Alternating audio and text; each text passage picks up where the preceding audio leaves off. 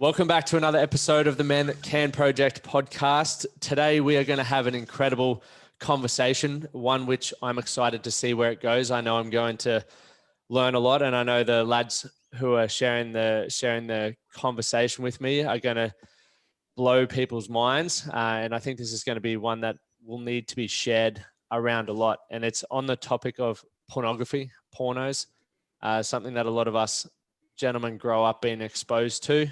And I think people in general get exposed to, and probably is still in a lot of people's lives. And what the intention for this conversation is today, I've invited a few guys from our Man That Can Projects community.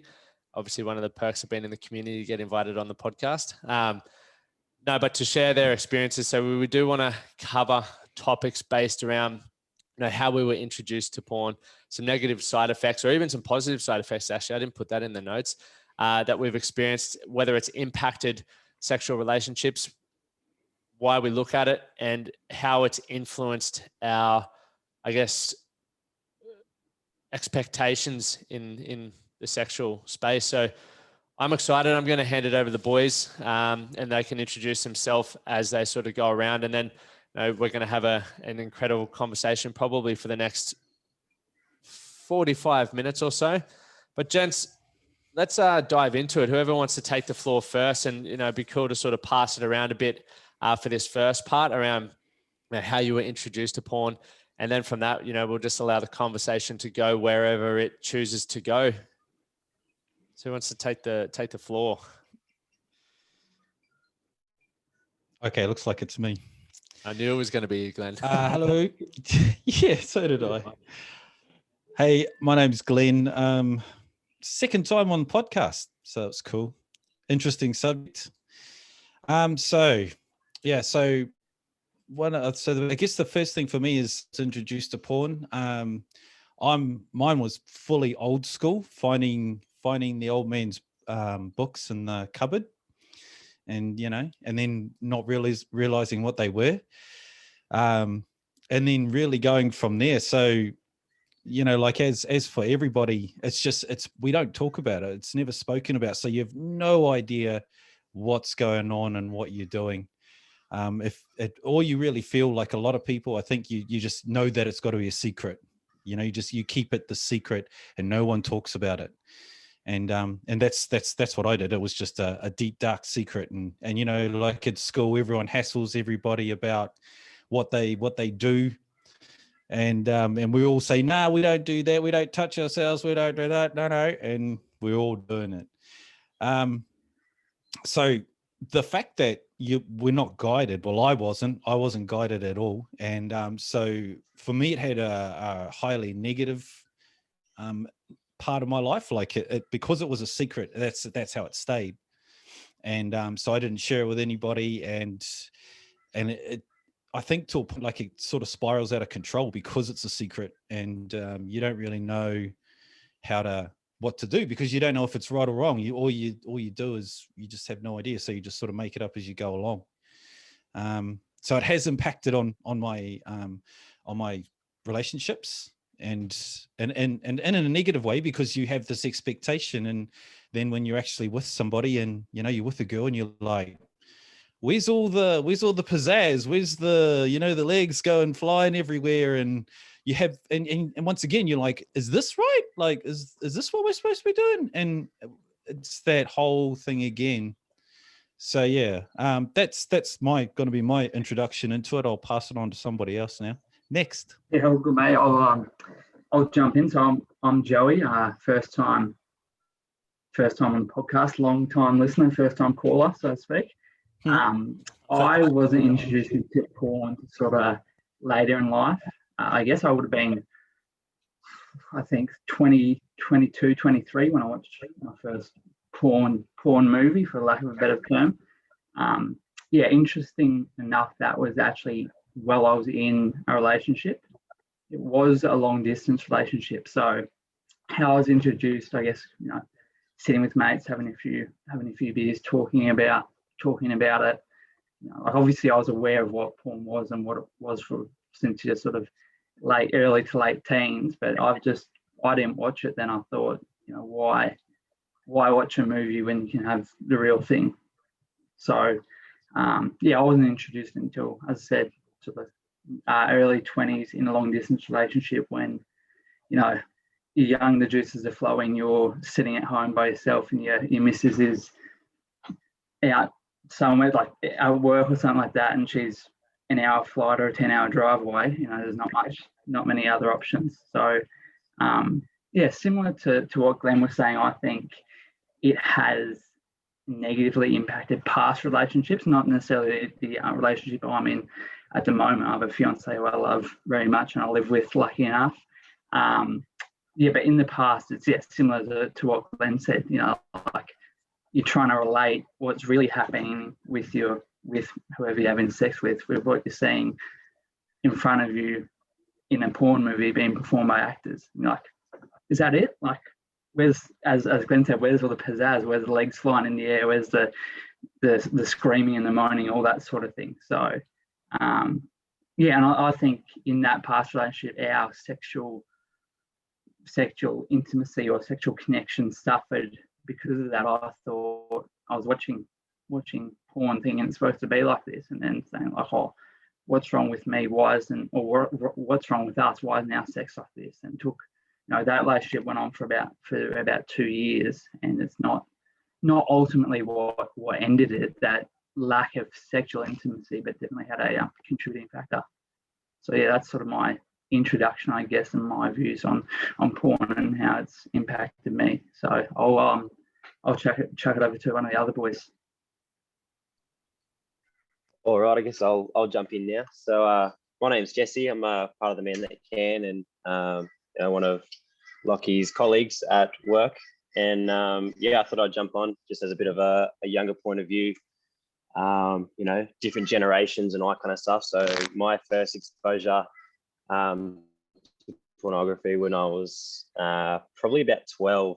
I was uploading some music onto my iPod, and one of my older brothers had obviously left something on the iTunes library, and it went straight to my iPod, and that's how I first got exposed to videos and that kind of stuff. So it was, accidental find, I guess you could say.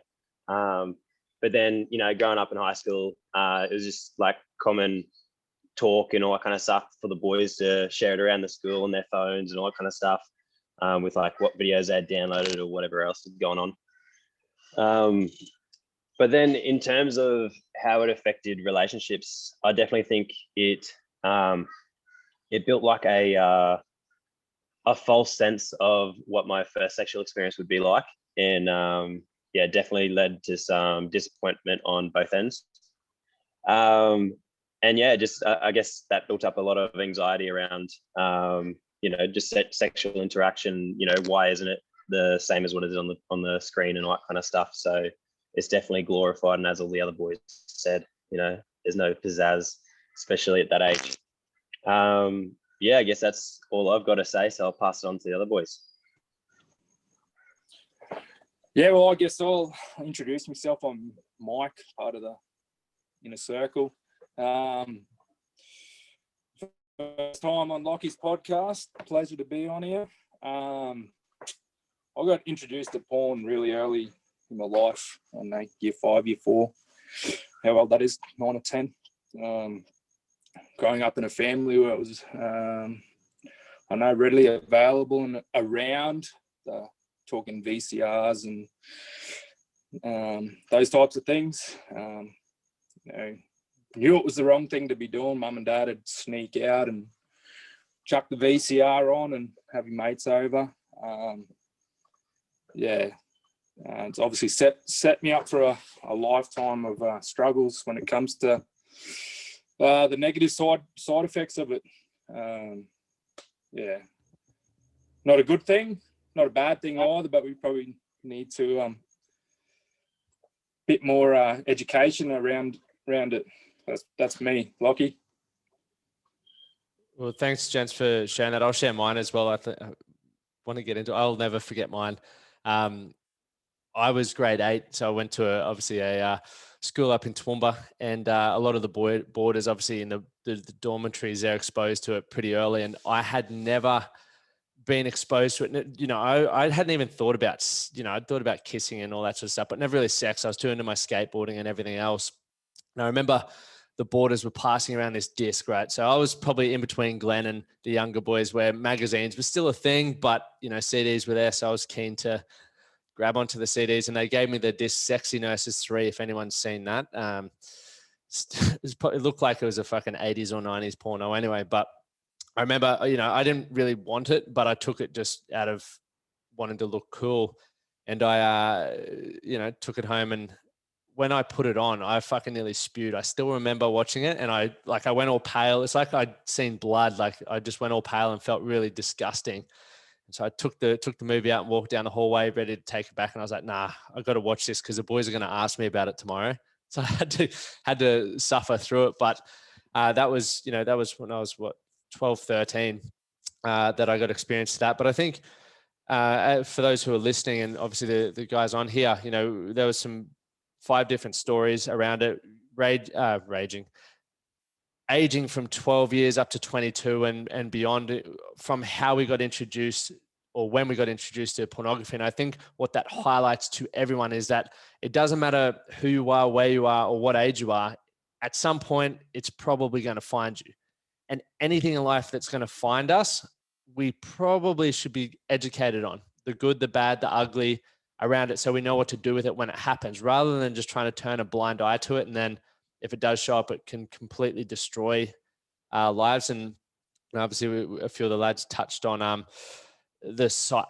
negative side effects or how it affected relationships. But I know, and this, I think, gents, we'll just go into a free-flowing conversation, just chime in wherever with experiences and perspectives. But I still remember, and I was only saying this to Amy because I was telling Amy that we were about to do a podcast on this, and I was like, it took me back to, I remember growing up, like from that age of 13 plus, thinking that girls loved getting a load in the face.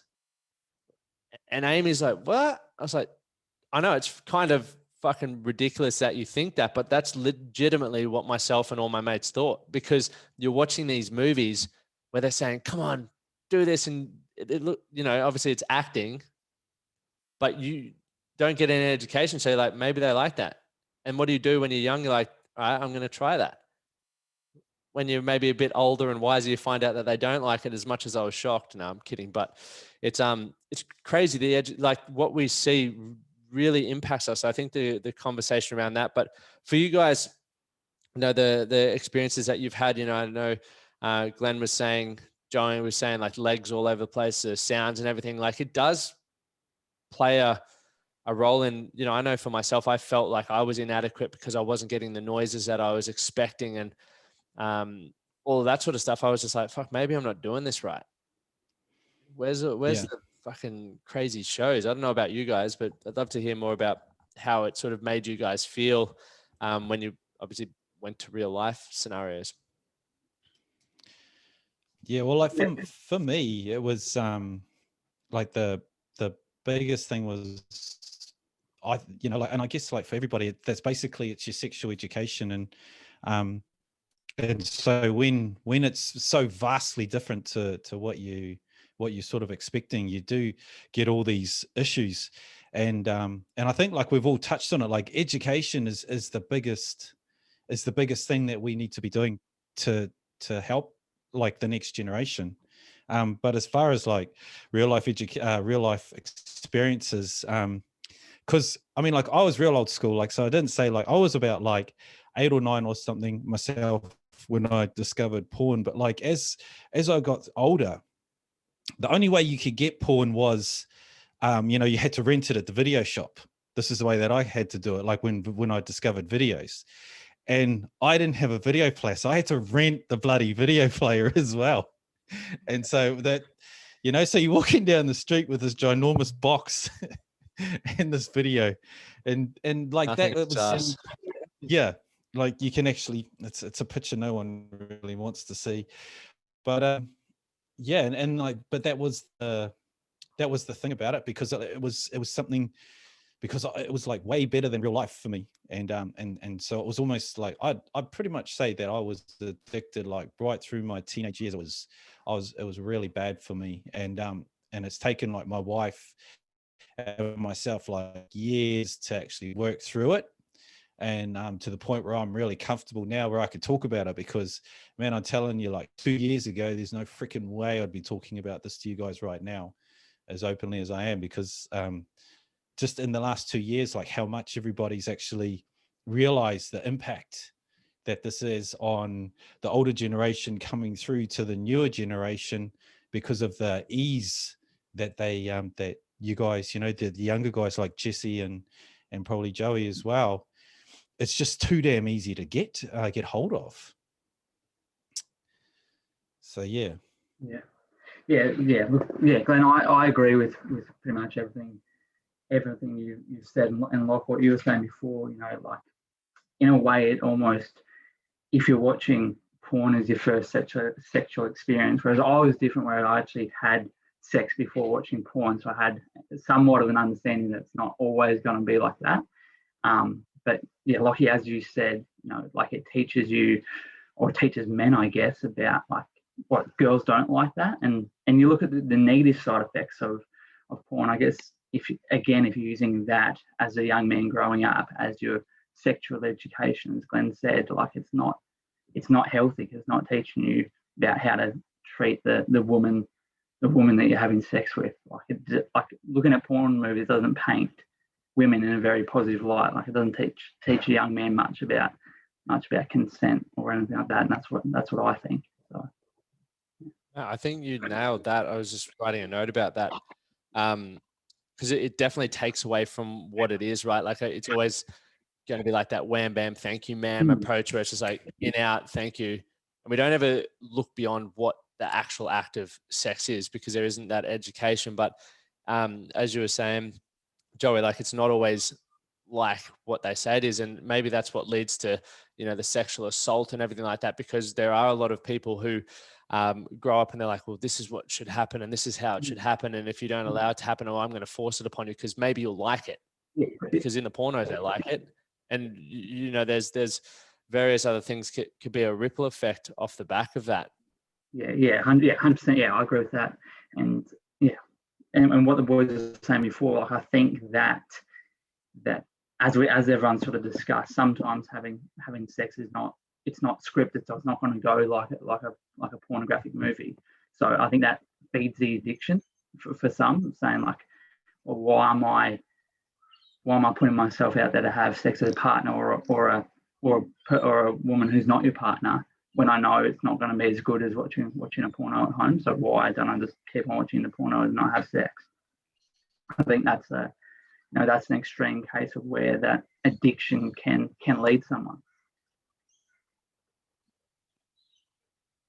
I think with what you're saying there, like I completely agree. But then for me, I was in a quite serious relationship through high school. But because obviously, you know, at that age and that kind of stuff, you know, everyone's got different morals and things, and we just never really got that intimate in the relationship. But I was exposed to porn at such a young age that that's all I wanted from the relationship. Well, not anything, but that was like one of the higher factors in my intentions behind a relationship. And it was, you know, in a way, probably was definitely not the best motivation to be in the relationship in the first place. But in a way, I find growing up in a family full of boys, from a young age, I was told, you know, because I got older brothers, so, you know, they all went through the stuff that I went through, but before me. And I got to see, you know, my parents, you know, lecture them about, you know, how unhealthy porn was, and how, you know, it doesn't really teach you about real life and all the other ethical side effects of pornography and all that kind of stuff. But I guess that allowed me to enter into that area with being quite aware of that ethical side, and then being in a relationship that limited intimacy. It kind of just allowed me to not learn from porn, but use porn to my benefit in terms of helping me stay in that relationship and avoid, you know, acting up or being, you know, just an arsehole, I guess.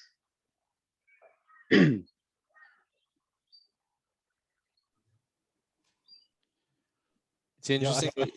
Sorry. You go, Glenn. You go, Oh, okay. bro. No, I was just going to say I guess one of the biggest things that I've sort of noticed is like male misogyny. There's been a lot of talk about it lately, and I think that this is a core part of where that's actually coming from, is because of like how we're educated. And like you were saying, Lockie, you know, like that, you know, girls you watch these movies and girls are gagging for it, and you know, if I take it, you're just going to like it. And like I think that people don't realize that they're actually being misogynists because of the fact that of the education, and it's been going for so long, and it's actually now a mindset of like how they see women. And I think like it's also like I remember, like, because me and my wife, we've spoken about this for years, and she's saying, you know, like, I don't understand how you, like, because this makes her feel like crap, you know, like she's like, I'm not that person, I'm not these girls, I'm not interested in that, like, don't you dare come on my face, like, you know, like, that's not gonna happen. And so all of this sort of thing. So I think with our parents, like how they used to say, I think it was Jesse was saying, you know, the fact that we're told that how unhealthy porn is, but they don't say to us what's the right way to bring up, like what's the right way to have a relationship, you know, like what is the right way to how are you supposed to treat a girl and into a woman. And I think that's one of the biggest things that where we fall over, because we just get told it's wrong, it's wrong, it's wrong. But maybe we should be told what's right about, you know, like what is right about porn, and what it, if there is positives to it, how we can actually use it as a positive thing. Yeah, I think if it is going to be used as, like, you know, if people are using, I don't even know what the numbers are. Maybe you do, Glenn, with how many people watch or view porn. But if people are doing it anyway, Everybody. yeah. But if people are doing it anyway, surely we can change the narrative. And I think there is actually that podcast you sent me, Glenn, around the different, you know, obviously the main players, and I'll just speak from what I know is like RedTube, Porn, what's it called? Pornhub or whatever, you know, there's the big players, right? But that's where a lot of the trash shit is, and it's degrading, it's unrealistic, and it's setting up a lot of people to fail on a, you know, lacking intimacy, as Jesse was saying. How we treat you know, whoever you're doing the deed with is appalling majority of the time, and generally what our expectations are. So that podcast that you shared with me, Glenn, how there's actually websites out there which you can subscribe to, which actually shows you the whole process of it. And it's interesting that at school they give us the birds and the bees chat, but they never teach us about sex, and no one talks about sex. It's so personal and private, yet no one knows what the fuck they're doing. It's like mental health. Like, we need to break the stigma on that so everyone knows. Like, imagine if they just gave you a car without teaching you how to drive it. It'd be fucking car crash. And that's what's happening with most people in their sex life. Yeah. Because I think like girls are getting such pressure because they see this stuff too. Like they're subjected to the same sort of content that males are. And I think they're like, man, are we supposed to be like this? And I think, like you say, Lockie, it's a really good point that, like, maybe at schools they need to actually introduce porn into schools and say, you know, be saying, look at this. This is not real. This is, you know, saying it to girls and to guys and to boys, so they both have a chance to like understand who they are and have a better chance at having a more fulfilling relationship. Because, oh man, I would just hate to be a teenager in this day and age with that sort of stuff, content that's around now. Yeah, I think that's where the gap is, because as Jesse said, in his experience, porn can be used as a positive or as a learning tool. But as you know, Glenn and Lockie both said, if you look at it from a girl or a woman's point of view, they know that it's not real. Like, we're not like that. We don't like those things. So if you look at introducing, I guess, pornographic education in schools, I think you need to look at it from both a men's or male point of view and a female point of view, saying what do you like, I guess, sexually, or what's wrong about this image, you know, what would you prefer, what do you actually like what is real sex? Because I think we're, and you can't be so naive to say every person waits until they're 16 to have sex or 18 to have sex. Or like, as we said in our discussions, some of our boys have found porn at 8 or 9 years old.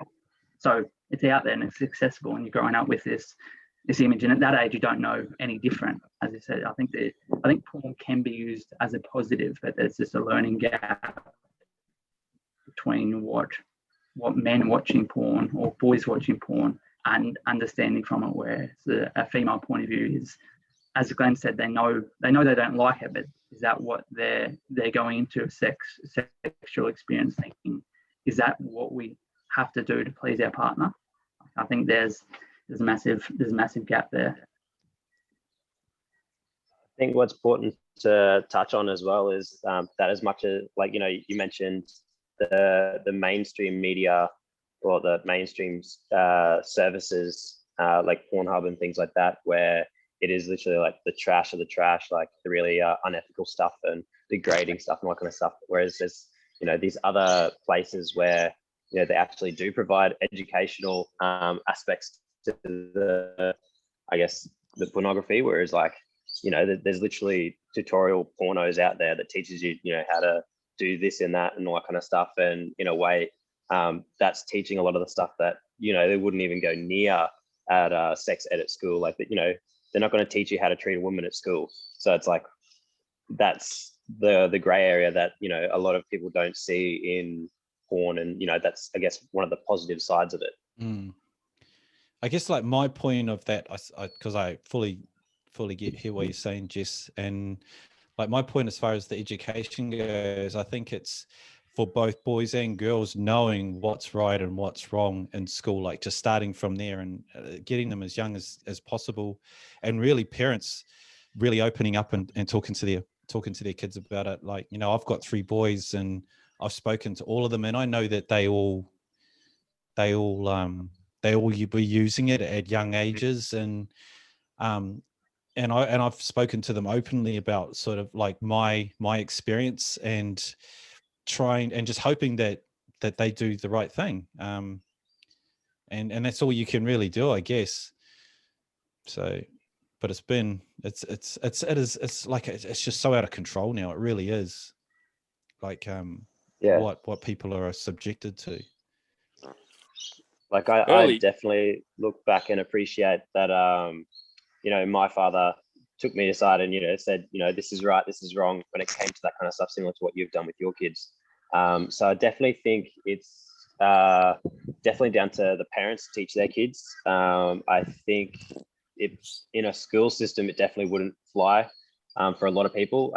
You know, teachers don't really have that, I guess, relationship with the kids to be talking about that kind of stuff. I think, you know, that would be an absolute uproar. But it's definitely parents stepping in and, you know, being open about what's right and wrong in that area, rather than just shying away from it. Yeah, that definitely is what could, you know, improve the current environment. I just think also it objectifies women in a way that I know it's almost disrespectful from an early age, or from whenever you're exposed to that sort of degrading pornography, not the good stuff, or there is good stuff. And you talk about that too, Jesse, about, you know, teaching in schools. You know, a lot of kids or a lot of teachers nowadays are young, and they've obviously come through that uni system with that. I know that teachers have been degraded on, I guess. So do you really want to be putting that into the schooling system? Yeah, it's just another one to think about, I guess.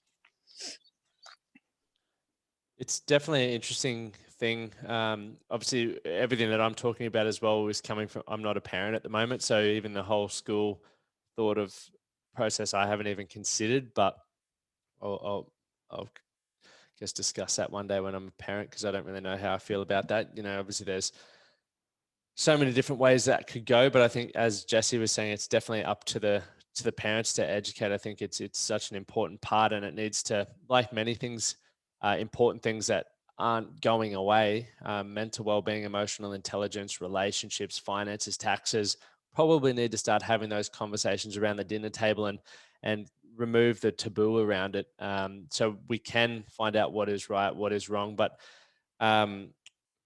even with what Jesse you were saying before, it helped you in that relationship in the early days because it gave you something instead of having to go play up, essentially. And I think it's an important thing for us as men, and also the opposite person in the relationship need to really work on how we communicate and learning to comfortably feel like we can communicate and express what we want, or what we feel we need, and all of that sort of stuff. So setting expectations is definitely, I think it's a ground rule. It should definitely be a ground rule when addressing that, because otherwise, if we're not getting things from our relationships, or whether it's a one night stand or a long term relationship, it's like people will go and find them elsewhere. That's just human behavior. We're constantly searching for what we don't have. So I think definitely setting those setting those expectations from the get go is hugely important. But for anyone on here, like for you guys now, is there any reason why you sort of look at it? Is there get in the side of the heads of you guys? I think, have you ever, Glenn, you sort of touched on it before, there was in your high school days, you felt like you were definitely addicted to it or using it more than you needed to. I know for myself, it's whenever I'm fucking bored, if I've got time to kill, I know what I'm doing. And so that's why my diary is full non-stop. No, but I try to keep myself doing stuff that's probably more proactive. Yeah. No, definitely. For me, yeah, it was I mean, like, it was definitely more like, it was right through my younger adulthood, like not just through high school, but because I mean, I couldn't even get it if I was at high school, like you can't get videos at high school. So, but yeah, I've lost my train of thought. Been consuming too much of it. Yeah. I'll chime in anyway. Yeah, all right, good idea. About time. There's freaking all you other guys there. Yeah, no, mate, I always lose my train of thought. You're probably off just thinking about what you're going to watch next. No, I'm kidding.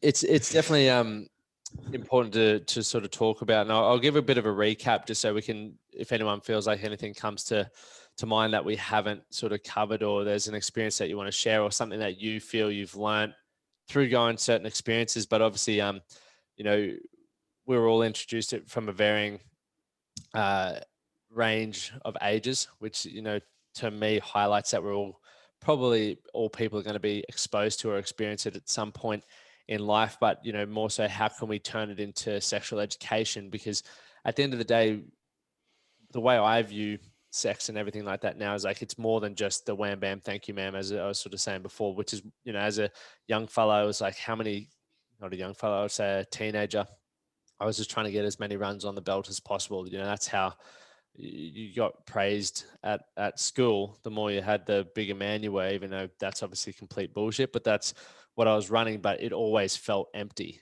right? It was always like, cool, I still feel just as fucking unhappy and unfulfilled right now. Now I just got to try and get out of this bedroom. And so how do we teach people that it's more? How do we educate around this intimacy and everything else that we can give during what, I guess the moment of sex? Because pornography does not show any intimacy whatsoever. And I think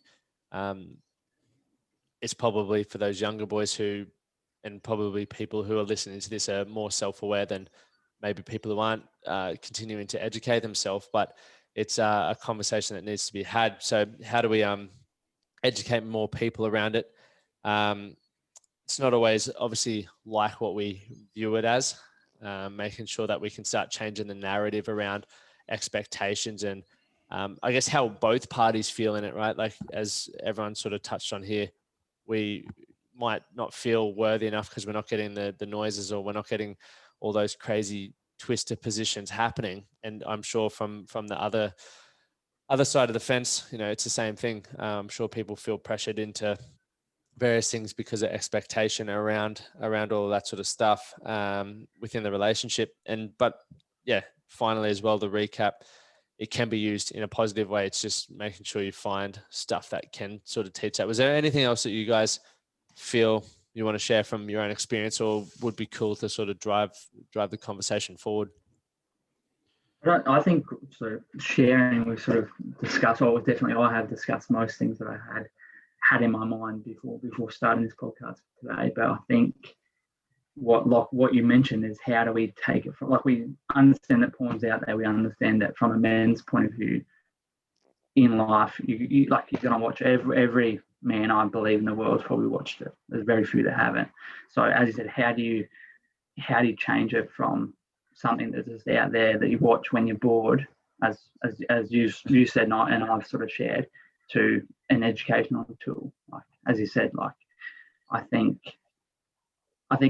we all understand that having sex with someone who you care about and you're really close to is a lot more fulfilling than watching a porno movie.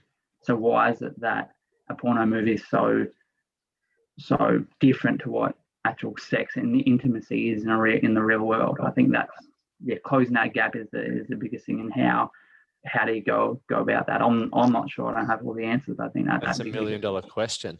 Well, that's it, mate. That's probably a new industry, but if anyone does have the answer, I'm here. I'm all ears. But I think that the reason why porn's so popular is because it's a male. The male is like getting all the pleasure. Like, you've got this female who's doing all this crazy shit, and it's and you're getting and it's centered on you, and you're like, man, I wish I was there, because that's what it is. It's fantasy. And so that fantasy is playing on like our core as a male, like going, holy hell, like, imagine, having this girl doing all this stuff to you. And when we don't see it in real life, like, we're going to go back to what we wish we were getting. And like, for one of the things I sort of found out, which, when we do another podcast on this, but the biggest thing about porn, right, is that the one thing we've forgotten is that it's entertainment. But the porn industry themselves, they're all about making money. So it's about getting eyes on screens and getting people watching and consuming as much as they can. But the problem is that it's created this humongous issue with everybody because of like how we feel about ourselves. But the porn industry don't care about that. They just want eyes on the screens watching it. And I mean, like, here's a question for everybody. Do you think Tinder is made because of the porn industry, and because that actually gets us closer to that fantasy lifestyle? Oh, mate, 100%. Yeah, thank you, Jesse. Good for you, mate. I didn't think, honestly, man, I saw Tinder come out. I didn't think no one would go for that. I thought that was a fucking joke. Couldn't believe it. Like you look at this thing, it is blowing up, man. Like, it is crazy how much people want to be. They think that's totally fine acting like that through Tinder. And like Lockie said, you said so yourself, like, how empty you feel afterwards, and you just want to get out of that bedroom. And I think Tinder's allowed you to get out of that bedroom, because it's just a hello, how are you? Close off, see you later. That instant gratification. Yes. Yeah, and that's it. That's in, and Jess, sorry if I cut you off there. I'll just jump in. I think, and this is probably going down a different path. But I think, I don't know if Tinder's created because of the porn industry, but I don't think Tinder is created to help you find that person that you're going to be with for the rest of your life. I think they've created it so you can message multiple girls at one time and go, great, let's move on to the next one. Or that wasn't, ultimately Tinder dates, they end in having sex, let's be real. And then that wasn't enough for me, who's next? That sort of thing, I think. It goes back to that culture of like, don't bother putting any work in, you can just move on to the next thing. And it's sort of probably potentially the way porn is used is like, every relationship is different, right? And there's work to be done to understand how you can best find pleasure in the relationship and understand what your boundaries, the expectation, and all that sort of stuff is, even making it more intimate and more about the physicality of it, because there is so much more that can go into it.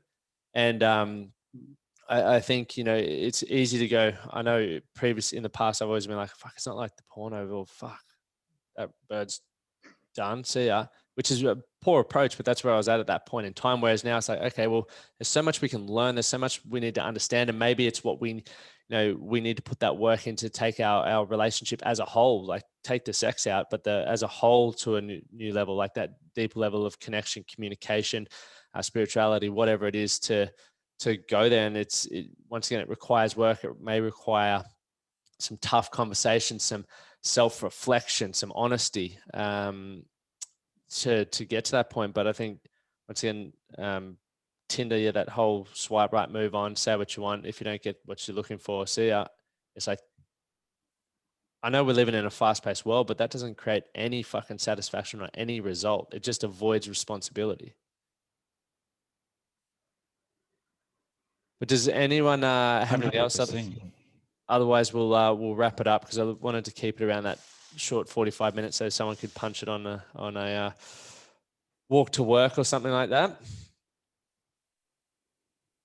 But gents, I appreciate you guys making the time to jump on and share your experiences and just perspectives on it. I think it's such a big industry. It's such a interesting thing to discuss. Like, I normally don't talk about it, just probably because most people don't talk about it, but I'm really intrigued by it, because I know there's a lot of people who have addictions. And I know obviously relationships, it's one of probably a pillar in a relationship. So how do we understand it? How do we improve it? And how do we educate people in general to be better with it?